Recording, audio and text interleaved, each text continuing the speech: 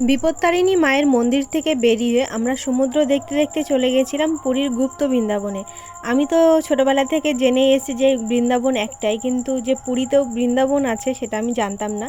এই যে আমরা চলেও এসেছি, এখানে গাড়িতেই জুতো রেখে তারপরে খালি পায়ে চলে গেলাম। আর এখানে এই গেটটা বন্ধ ছিল, তারপরে দেখলাম ওই গেটে সবাই লাইন দিয়েছে, তো এই গেটেই আমরা লাইনে দাঁড়ালাম। দাঁড়িয়ে তারপরে এখান থেকে আবার 20 টাকা করে টিকিট নিয়েছিল, টিকিট কেটে আমরা আবার ভেতরে চলে গেছিলাম।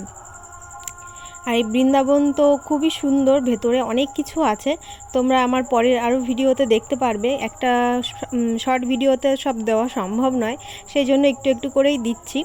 আর লম্বা ভিডিও দিলে কেউ দেখতে চায় না, সেই জন্য আর লম্বা ভিডিও দিতেও চাইছি না, তো শর্টেই দিচ্ছি সব। এই দেখো, ঢুকতেই সুন্দর একটা গণেশ ঠাকুরের মূর্তি, তারপরে যে জগন্নাথ দেবের মূর্তি, আরও অনেক সুন্দর সুন্দর মূর্তি আছে, আরও অনেক গল্প আছে এই গুপ্ত বৃন্দাবন।